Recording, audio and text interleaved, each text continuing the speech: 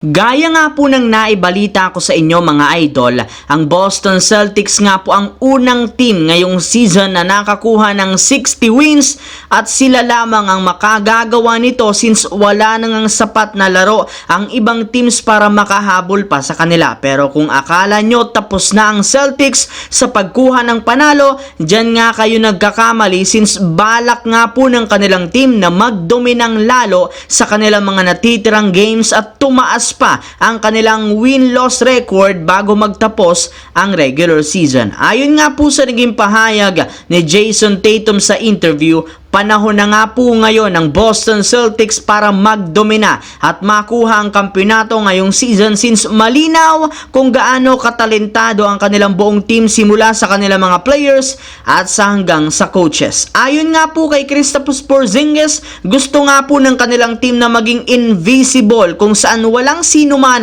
ang kayang talunin sila sa isang laban. Mismong si Coach Joe Mazzulla na rin naman nagsabi, hindi pa rin naman nga nila nakakalimutan ang kanilang mga pagkatalo ng mga nagdaang taon kaya sisikapin nga po na makabawi sa kanilang gagawing kampanya sa darating na playoffs. Samantala, itinuturing nga po mga idol ngayon ang Los Angeles Lakers bilang isa sa mga pinakamainit na team sa pagkapanalo nila ng 8 beses sa kanilang huling 9 na laro.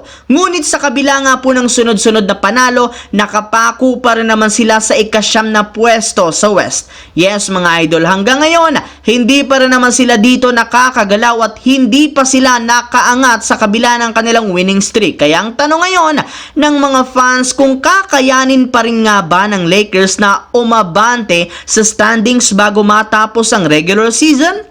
Well, kung atin nga pong titingnan ang kalagayan ngayon, malaki pa rin naman ang posibilidad na umabante pa ang Lakers hanggang sa ika-6 na pwesto. As of today, 1 game lamang ang kalamangan sa kanila ng ika-8 seed na Sacramento Kings. 1.5 naman ang kalamangan ng ika-7 na New Orleans Pelicans at ika-6th seed na Phoenix Suns. At ang maganda pa dyan, nag-i-struggle na rin naman ang Pelicans na manalo ngayon habang ang Phoenix Suns magkakaroon ng mabibigat na game schedule laban sa mga legit contender. Pero syempre, bago pa man nga po umabot o kung sakali man ang Lakers sa ika-6, kailangan muna nga po nilang maipanalo ang kanilang mga natitirang 5 laro at umasa na matatalo ang mga nabanggit kong kupunan sa mga susunod na laro. Sa kabilang banda, sa hindi nga po mga idol inaasahan, 2 magkasunod na beses ngang natalo ang Milwaukee Bucks laban sa 2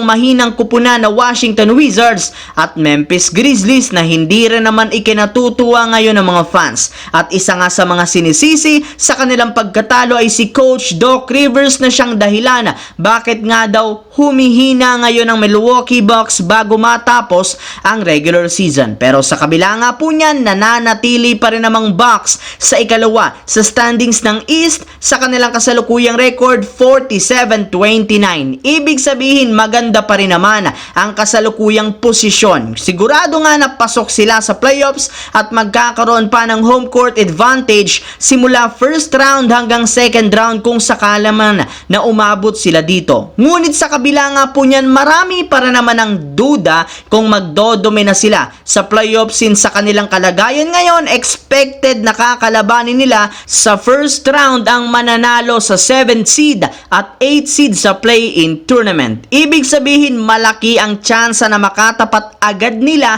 ang Miami Heat na siyang naglaglag sa kanila ng nagdaang playoffs. Kaya mukhang mapapalaban talaga ang Milwaukee Bucks sa kanilang unang serye. So yun lamang mga idol ang ating bagong video na ating pinag-usapan ngayon. Once again, this is your J-Zone TV. Don't forget to subscribe at syempre pindutin ang notification bell sa akin channel para lagi kayo maging updated sa mga videos na pinapalabas ko. Isang malaking shout out sa lahat mga idol. Thanks for watching. Hopefully, nag-enjoy kayo ngayong araw na ito.